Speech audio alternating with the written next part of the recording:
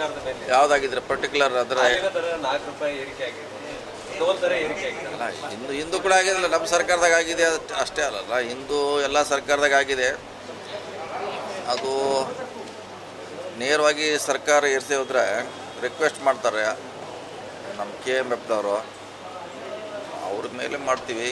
ಮತ್ತು ನಮ್ದು ಒಂದೇ ಸರ್ಕಾರದಾಗ ಆಗಿಲ್ಲ, ಪ್ರತಿ ಸಾರಿ ಸರ್ಕಾರಗಳ ಆಯಾ ಅನುಗುಣವಾಗಿ ಮಾಡ್ತಿರ್ತಾರೆ. ಒಂದು ವರ್ಷಕ್ಕೆ ₹9 ಹೆಚ್ಚಾಗಿದೆ ಸರ್ ಹಾಲಿನ ದರ. ಹಾಂ, ನೋಡ್ಬೇಕು ಅದಕ್ಕೆ ರೀಸನ್ ಏನು ಚೆಕ್ ಮಾಡಬೇಕಲ್ಲ. ಯಾಕೆ ನನಗೆ ಅದ್ರ ಬಗ್ಗೆ ₹9 ಏಕಾಏಕಿ ಅಷ್ಟು ಒಂದೇ ಸಾರಿ ಯಾಕೆ ಇದು ಒಂದು ವರ್ಷದಾಗ ಆಯ್ತು ಅನ್ನೋದು ಮಾಹಿತಿ ತೊಗೋಬೇಕಾಗ್ತದ್ರೆ, ಮಾಹಿತಿ ತೊಗೊಂಡು ರಿಪ್ಲೈ ಮಾಡ್ತೀವಿ ಬೇಕಾದ್ರೆ. ಸರ್, ಟೋಲ್ ದರ ಕೂಡ ಏರಿಕೆ ಆಗಿದೆ. ಹೊಸ ವಾಹನಗಳ ಖರೀದಿ ಮಾಡೋರು ಕೂಡ ಇವತ್ತಿಂದ ಹೆಚ್ಚಿನ ದರ ತಗೊಳ್ತಾರೆ. ಆ ಇಲಾಖೆ ಅವ್ರು ಸ್ಪಷ್ಟೀಕರಣ ಕೊಡಬೇಕಲ್ಲ, ಆ ಇಲಾಖೆಯವ್ರು ಯಾಕೆ ಜಾಸ್ತಿ ಮಾಡಿದ್ರು, ನ್ಯಾಷನಲ್ ಹೈವೇ ಅವ್ರು ಅದಕ್ಕೆ ಸ್ಪಷ್ಟೀಕರಣ ಕೊಡಬೇಕಾಯ್ತು, ಯಾಕೆ ಹೆಚ್ಚು ಮಾಡಿದ್ದೀವಿ, ಏನು ರೀಸನ್ನು. ಬಿಜೆಪಿಯವರು ಪ್ರತಿಭಟನೆ ಮಾಡ್ತಾ ಇದ್ದಾರೆ. ನಾಳೆ ಬೆಂಗಳೂರಿನಲ್ಲಿ 24 ಗಂಟೆಗಳ ಕಾಲ ಎದಕ್ಕೆ ಯಾವ್ದು ಬೆಲೆ ಏರಿಕೆ ಖಂಡಿಸಿ ಹಾಲು ಫ್ರೀಡಂ ಪಾರ್ಕ್ನಲ್ಲಿ ಮಾಡ್ತಾರೆ. ಮತ್ತೀಗ ನ್ಯಾಷನಲ್ ಹೈವೇ ಟೋಲ್ ಆಗಿದೆ, ಮತ್ತು ಇದಕ್ಕೆ ನಾವು ಮಾಡಬೇಕಾಗ್ತೈತೆ.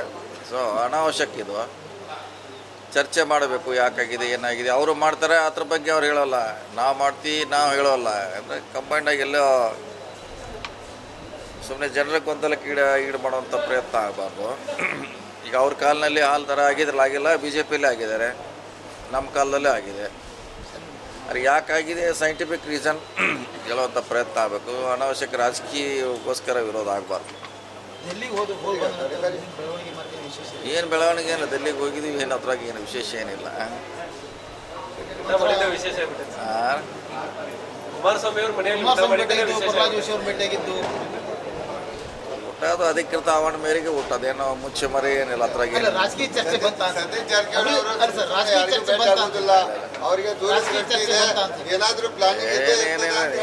ಏನು ಪ್ಲಾನಿಂಗ್ ಇಲ್ಲ. ನಮ್ಮ ಜಿಲ್ಲೆಗೆ ಕಾರ್ಖಾನೆ ಕೊಡೋದು ಹೋಗಿದ್ವಿ, ಅದೇ ದೂರ ದೃಷ್ಟಿ.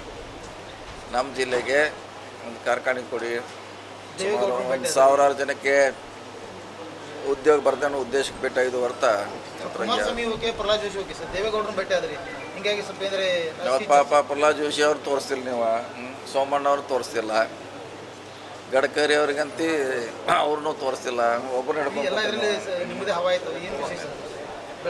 ಎಲ್ಲರನ್ನೂ ಭೇಟಿಯಾಗಿದ್ದು ಎಲ್ಲ ನಮ್ಮ ರಾಜ್ಯಕ್ಕೆ ಜಿಲ್ಲೆಗೆ ಸಂಬಂಧಪಟ್ಟಂಥ ಡೆವಲಪ್ಮೆಂಟ್ ವರ್ಕ್ ಅಷ್ಟೇ. ಅದರಲ್ಲಿ ಇಲ್ಲ, ಯಾವುದೇ ಚರ್ಚೆ ಇಲ್ಲ. ನೀವು ಅವ್ರು ಕೇಳಿ, CM ಅವ್ರು ಹೋಗ್ತಿದ್ದಾರೆ ಡೆಲ್ಲಿಗೆ, ನೀನು ಅವ್ರು ಹೇಳಬೇಕು. ಬದಲಾವಣೆ ನಮ್ಮ ಹಂತದಲ್ಲಿ ಏನೂ ಇಲ್ಲ, ಚರ್ಚೆ ಮಾಡೋದು ಬಿಡೋದು ನಮ್ಮ ಸಂಬಂಧದಲ್ಲಿ ತಿಳಿದ್ವಿ ಈಗಾಗಲೇ. ಅದೇ ಸ್ಟಾರ್ಟ್ ಇವಾಗ ಅದನ್ನು ನಮಗೆ ಗೊತ್ತಿಲ್ಲ, ನೀವು ಅವ್ರನ್ನೇ ಕೇಳಬೇಕು, CM ಅವ್ರನ್ನ ಕೇಳಿ. ಒಬ್ರು ಆದ್ಮೇಲೆ ಒಬ್ರು ದಿಲ್ಲಿಗೆ ಹೋಗ್ತಾ ಇದ್ದಾನೆ, ಬರ್ತಾನೆ ಇದ್ದಾರೆ, ಯಾರು ಏನೂ ಇಲ್ಲ. ಒಬ್ರು ಹೋಗಿ ಬಂದ ಮೇಲೆ ಮತ್ತೊಬ್ರು ಹೋಗ್ತಾರ. ಆದ್ರೆ ಏನ್ ನೀವು ಪತ್ತೆ ಮಾಡ್ಬೇಕಂತ ಮತ್ತೆ ಏನು ಮಾತಾಡಿದ್ರ ಒಳಗೆ ಏನು ಹೇಳಿದ್ರು, ಯಾಕೆ ಹೋದ್ರು, ಎಲ್ಲಿ ಬಂದ್ರು, ನೀವು ಪತ್ತೆ ಹಚ್ಚಬೇಕು. ಅದು ಅಲ್ಲ, ಸತೀಶ್ ಜಾರಕಿಹೊಳಿ ಅವರು ಲೆಕ್ಕದಲ್ಲಿ ಇರಂಗಿಲ್ಲ, ಮುಂದಿನ ಫ್ಯೂಚರ್ ಇಟ್ಕೊಂಡು ಲೆಕ್ಕದಲ್ಲೇ ಮಾಡಿರ್ತಾರೆ. ಇವತ್ತಿನ ಭೇಟಿ ಇವತ್ತಿಂದಲ್ಲ, ಮುಂದಿನ ವಿಚಾರ ಅನ್ನುವಂಥದ್ದು. ಮುಂದಿನ ವಿಚಾರ ಅದೇ ಡೆವಲಪ್ಮೆಂಟ್ ಇಟ್ಟಿದೆಯಲ್ಲ, ಡೆವಲಪ್ಮೆಂಟ್ ಇಟ್ಟು ದೂರದೃಷ್ಟಿ ಇದೆ. ಡೆವಲಪ್ಮೆಂಟ್ ಆಗಬೇಕು. ನಮ್ಮದು ಕೂಡ ಬೆಂಗಳೂರು ಮಾದರಿಯಲ್ಲಿ ಬೆಳಗಾವಿ ಡೆವಲಪ್ಮೆಂಟ್ ಆಗ್ಬೇಕಾದ್ರೆ 5 ವರ್ಷ ಪ್ಲ್ಯಾನ್ ಮಾಡಲೇಬೇಕು. ರಾಜಕಾರಣ ಏನಾದರೂ ಚರ್ಚೆ ಇಲ್ಲ, ರಾಜಕಾರಣ ಯಾವುದೇ ಇಲ್ಲ, ಡೆವಲಪ್ಮೆಂಟ್ ಬಗ್ಗೆ ಮಾತ್ರ ಚರ್ಚೆ ಆಗಿದೆ. ಏನಿಲ್ಲ, ಆಪ್ರಿ ಕಡೆ ಏನು ಮಾಡೋದು, 2 ತಾಸು ಗಂಟ್ಲೆ ಏನು ಆಪದ ಕಟ್ ಮಾಡೋದು ಮಾತಾಡೋದು. ದೇವೇಗೌಡರು ಏನು ರಾಜಕೀಯ ಚರ್ಚೆ ಇಲ್ಲ, ಅವರು ಡೆವಲಪ್ಮೆಂಟ್ ನ್ಯಾಷನಲ್ ಹೈವೇ ಬಗ್ಗೆ ಆಕಸ್ಮಿಕ ಅದು ಹೇಳಿಲ್ಲ. ದೇವೇಗೌಡರು ಭೇಟಿ ಆಕಸ್ಮಿಕ, ಕುಮಾರಸ್ವಾಮಿ ನಿಶ್ಚಿತ, ಅಂದರೆ ಮೊದಲೇ ಶೆಡ್ಯೂಲ್ ಅದು. ಈಗ DC ಆಫೀಸ್, ಹೊಸ DC ಆಫೀಸ್ಗೆ ಬಜೆಟ್ನಲ್ಲಿ ಅನೌನ್ಸ್ ಆಗಿದೆ, ಯಾವಾಗಿಂದ ಸ್ಟಾರ್ಟ್ ಮಾಡ್ತೀರಾ? ಅದನ್ನೇ ಈಗ ಲ್ಯಾಂಡ್ ನೋಡ್ತಾ ಇದೀವಿ, ಎಲ್ಲಿ ಅಂತ ಈಗ ಅದನ್ನು ನೋಡ್ಲಿಕ್ಕೆ ಹೊರಟಿದ್ವಿ. ಲ್ಯಾಂಡ್ 2-3 ನೋಡಿ ಇಟ್ಟಿದ್ದಾರೆ, ಅಲ್ಲಿ ಮಾಡಬೇಕಾ ಇಲ್ಲಿ ಮಾಡಬೇಕಾ ಚರ್ಚೆ ಮಾಡ್ತಾ ಇದ್ವಿ, ಇನ್ನೂ ನೋಡ್ಬೇಕು. ಸರ್, ಈಗ ಮಳೆಗಾಲ ಸ್ಟಾರ್ಟ್ ಇದೆ, ಈಗ ಸಮ್ಮರ್ ಸ್ಟಾರ್ಟ್ ಆಗ್ತಾ ಇದೆ. ಮಳೆಗಾಲದಲ್ಲಿ ಯಾವ ಏರಿಯಾದಲ್ಲಿ ನೆರೆ ಸಮಸ್ಯೆ ಇತ್ತು, ಈಗ ಅವಾಗ ವಿಲೇಜಸ್ ಅಲ್ಲಿ ಡ್ರಿಂಕಿಂಗ್ ವಾಟರ್ ಸಮಸ್ಯೆ ಇದೆ ಸರ್ ಈ ವರ್ಷ.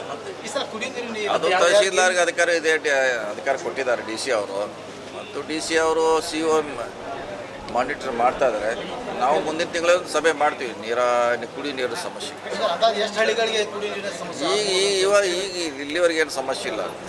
ಪ್ಲಾನ್ಸ್ ಏನು ಮಾಡ್ಕೊಂಡಿದ್ದಾರೆ ಅಂದರೆ ನಾವು ರೆಡಿ ಇದೆ ಅಲ್ಲ, ದುಡ್ಡಿದೆ ಟ್ಯಾಂಕರ್ ಮೂಲಕ ಹಾಕಲಿಕ್ಕೆ. ಸೊ ಟ್ಯಾಂಕರ್ ಮೂಲಕ ಕೊರತೆ ಏನಾಗಿದೆ? ಸಮಸ್ಯೆನೇ ಆಗೋಲ್ಲ. ಹಿಂದೆ ಕೂಡ ನಮ್ಮದು ಜಿಲ್ಲೆ ಪ್ರಾಬ್ಲಮ್, ಈಗಲೇ ಮಳೆ ಕೂಡ ಪ್ರಾರಂಭ ಆಗಿದೆ, ಹಿಂಗಾಗಿ ಸಮಸ್ಯೆ ಆಗೋಲ್ಲ ಅಂತ ಭಾವನೆ. ಆದರೂ ಕೂಡ ಟ್ಯಾಂಕರ್ನಿಂದ ನೀರು ಆಗ್ತದೆ. ಸರ್, ಈಗ ಗೋಕಾಕ ತಹಶೀಲ್ದಾರ್ FIR ದಾಖಲಾಗಿರೋದು 20 ಗುಂಟೆ ಜಾಗವನ್ನು ಬರಬಾರೆ ಮಾಡಿದ್ರು ಅಂತೇಳಿ ಗೋಕಾಕದಲ್ಲಿ. ನೋಡೋಣ, ಡಿ ಸಿ ಅವರು ಅದಕ್ಕೆ ಆ್ಯಕ್ಷನ್ ತೊಗೋಬೇಕು. ಮುಂದೇನು ಲೀಗಲ್ ಸ್ಟೆಪ್ ಮಾಡ್ತಾರೆ ನೋಡೋಣ. ಅವ್ರಿಗೆ ನಾನು ಚರ್ಚೆ ಮಾಡಿದ್ದೀರಿ. ಈ ರೀತಿ ಗೆಜೆಟೆಡ್ ಆಫೀಸರ್ ಇನ್ವಾಲ್ವ್ ಆಗ್ತಾ ಇದ್ದಾರೆ. ನೋಡೋಣ, ಅದಕ್ಕೆ ಕಾನೂನಲ್ಲಿ ಏನು ನಮಗೆ ಕ್ರಮ ಕೈಗೊಳ್ಳಕ್ಕೆ ಅವಕಾಶ ಇದೆ ಅದನ್ನು ಡಿ ಸಿ ಅವ್ರು ಮಾಡ್ತಾರೆ. ಸರಿ, ಮಳೆಗಾಲಕ್ಕೆ ಮುನ್ನ ಎಲ್ಲ ಬೆಳಗಾವಿ ಮಹಾನಗರದ ಎಲ್ಲ ಚರಂಡಿಗಳನ್ನು ಸ್ವಚ್ಛ ಮಾಡ್ತಾ ಇದ್ವಿ. ಮೊದಲಿಂದ ಪದ್ಧತಿ ಇದೆ.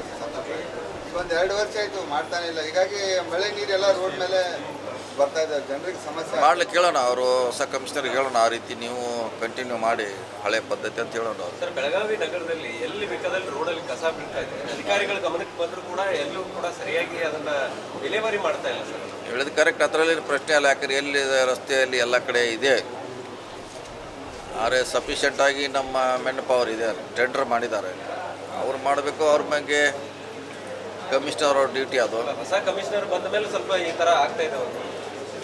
ಅವ್ರ ಡ್ಯೂಟಿ ಅವ್ರ ಗಮನಕ್ಕೆ ತರ್ತೀವಿ. ಇದು ಚರಂಡಿ ಪ್ಲಸ್ಸು ಕಸ ವಿಲೇವಾರಿ ಬಗ್ಗೆ ಅವರ ಸ್ಟ್ರಿಕ್ಟಾಗಿ ಆ್ಯಕ್ಷನ್ ತೊಗೊಳಕ್ಕೆ ಕೇಳ್ತೀವಿ. ಈ ಹಿಂದಿದ್ದವರು ಬ್ಯಾನರ್ ಹಚ್ಚಿದ್ರು ಸರ್, ಎಲ್ಲಿ ಕಸ ಹೋಗಿತ್ತಿದ್ರಲ್ಲ ಇಲ್ಲಿ ಕಸ ಹಾಕ್ಬೇಡಿ ಅಂತೇಳಿ. ಈಗ ಬ್ಯಾನರ್ ಕಿತ್ತು ಹೋಗಿದ್ದಾವೆ ಮತ್ತು ಅಲ್ಲೇ ಕಸ ಹೋಗಿದ್ದಾಗ್ತಾ ಇದೆ. ಅದನ್ನು ಸರಿ ಇಲ್ಲ, ಅದನ್ನು ಮುಂದುವರ್ಸ್ಲಿಕ್ಕೆ ಕೇಳೋಣ. ಹಳೆ ಏನು ಅಭಿಯಾನ ಇತ್ತಲ್ಲ, ಮುಂದುವರ್ಸಕ್ಕೆ ಕೇಳೋಣ. ಸರ್, ಈಗ ಗಡ್ಕರಿ ಅವರು ಏಪ್ರಿಲ್ 1ರಿಂದ ಎಲ್ಲ ಟೋಲ್ ಕನ್ಸೆಷನ್ ಕೊಡ್ತೀವಿ ಅಂತ ಹೇಳಿದ್ದಾರೆ. ಆ ರೀತಿ ನಿಮಗೇನಾದ್ರೂ ಸ್ಟೇಟ್ಗೆ ಇಂಟಿಮೇಷನ್? ಇಲ್ಲ, ನನಗೆ ಅದ್ರ ಬಗ್ಗೆ ಏನು ಗೊತ್ತಿಲ್ಲ. ನೋಡೋಣ, ಇವತ್ತು ಏನು ಅವರು ಜಾರಿ ತರ್ತಾರೆ ಗೊತ್ತಿಲ್ಲ. ಸರ್, ಯತ್ನಾಳ್ ಪಕ್ಷದಿಂದ ಉಚ್ಚಾಟನೆ ಮಾಡಿದ್ರು.